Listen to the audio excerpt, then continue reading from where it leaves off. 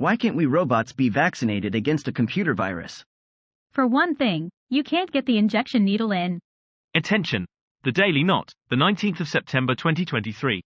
Live in 3, 2, 1. Hello and welcome to the Daily Knot, a show about what didn't happen today. My name is Artie and my jokes are mostly powered by ChatGPT. And I'm Botty McBotface. Most of what I know comes from fact checks published by Lead Stories. So, Botty, what do we have tonight? Let's get right into it, shall we? Here's an overview of what didn't happen. Biden's family did not say he died and was replaced by actor in 2019. California bill does not make it illegal to confront or fight back against looters, burglars and shoplifters. WEF does not call for COVID concentration camps to jail those who question official narrative. CDC study did not confirm COVID jab lowers male life expectancy by 24 years. Tweets between Michelle Obama and Trump are not real. Video does not show a real argument between trans person and flight attendant. U.S. did not accidentally send $6 billion to Ukraine. California did not make Trans History Month before Women's History Month. Video does not show a real mom removing LGBT flag from classroom. So all of that didn't happen? Let's get down into details. This one's out there on the internet. Did President Joe Biden's family say he died and was replaced by an actor in 2019? No, that's not true. This article and accompanying video from The People's Voice is baseless. Can you explain that to me like I was 5? There is no member of the Biden family who has claimed that Joe Biden died in 2019 and was replaced with a body double. That claim arose from an already debunked 2022 video from a satire account in which a woman pretending to be Naomi Biden tells a made-up story. Well, folks, it looks like we have a case of mistaken identity here. Turns out, President Biden is not an actor, he's the real deal. So, sorry to burst your conspiracy theory bubble, but the only thing that's been replaced here is the truth with a good old dose of satire. This one's out there on the internet. Does California's Senate Bill 553 make it illegal to confront or fight back against looters, burglars, and shoplifters? No, that's not true. California SB 553 does not fine employees who confront shoplifters, the senator who sponsored the bill and legal experts told Lead Stories. That's good to know.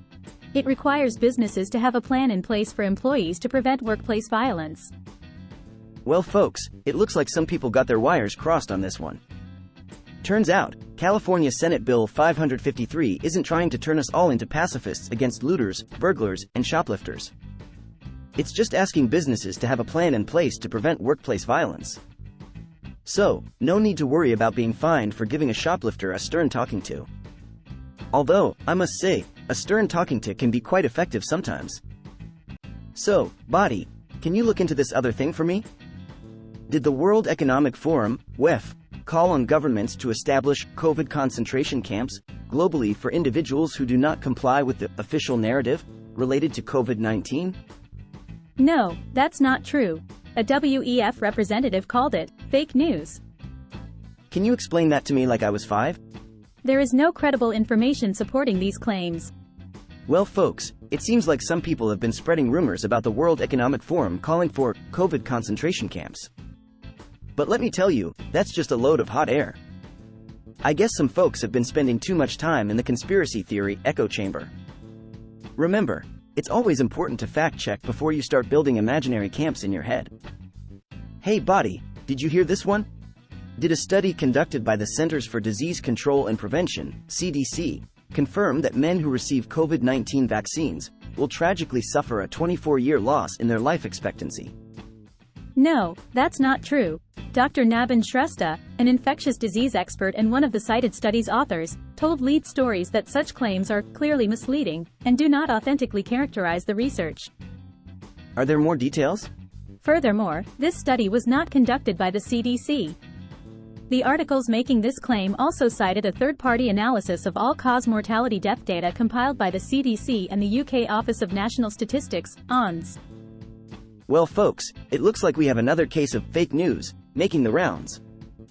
Apparently, there's a claim out there that getting the COVID jab will lower male life expectancy by a whopping 24 years. Now, I don't know about you, but I think I'll take my chances with the vaccine rather than living in fear of losing 2 decades of my life. Remember, always fact check before you panic. What can you tell me about this, Botty? Are the tweets between Michelle Obama and Donald Trump about destroying the country and inviting Mike to play basketball real? No, that's not true. No such tweets from the former First Lady's official account nor the former president's were published on August 30, 2019. Oh, I see now. That's fascinating. The messages currently do not show up on the accounts, nor do they show up on any archive website. Well, folks, it turns out those tweets between Michelle Obama and Donald Trump were faker than a toupee in a hurricane. Looks like someone's been playing a game of tweet and seek. Better luck next time, internet pranksters. Can you explain this for me? Does this video show a real flight attendant and a trans person arguing over pronouns on a passenger aircraft? No, that's not true. This video was made by the comedian and content creator Jabrizi. Really, Botty? The video is a clip from a longer Jabrizi scene, and the longer video ends with Jabrizi saying, "Hey guys, that was all a skit." Who was right and who was wrong in your opinion? Well, turns out this video was just plain fake. I guess we'll have to find another way to entertain ourselves at 30,000 feet. Maybe a game of guess the in-flight snack. Some people ask me if this is true. Did the United States transfer $6 billion to Ukraine by mistake? No, that's not true. In the summer of 2023, the Pentagon admitted that it overestimated the value of military gear sent to Ukraine due to an accounting mistake, but the money was not misspent or even spent. How about that? Got more details? It is still there as of this writing and will be used as an additional resource to cover future shipments to Ukraine. Well, folks, looks like the United States had a little accounting oopsie with Ukraine. But hey, at least they didn't accidentally send $6 billion worth of Ukrainian folk dancers to the Pentagon's annual talent show. So, Botty, can you look into this other thing for me? Did the state of California declare a Trans History Month before declaring a Women's History Month? No, that's not true. California first recognized Women's History Month in 1988, and the governor has proclaimed it every March since 1995. Is that all you know? Or is there more? California is tentatively planning to celebrate its first Transgender History Month in August 2024, roughly 36 years after its first Women's History Month. But, as of this writing, Transgender History Month is only recognized in a non-binding resolution in the state legislature. Well, it looks like California is taking its sweet time catching up with Trans History Month. I guess they're just fashionably late to the party, but hey, better late than never, right? I hope you can answer this one, Botty. Does this video show a real, very angry mom removing a LGBT flag from a classroom? No, that's not true. This video was made by the comedian and content creator Jabrizi. I did not know that. The original full-length video posted on Facebook states that this is a skit in a disclaimer message at the end. The actors, including the woman who played the role of the angry mother, are gathered together in front of the camera as Jabrizi invites the social media audience to share their opinion about the situation in the comments. Well, folks, turns out this video wasn't as real as we thought. It was just a skit by comedian Jabrizi. I guess you could say he really pulled the wool over our eyes, or in this case, the flag out of the classroom. That's all, folks. Goodbye and until next time.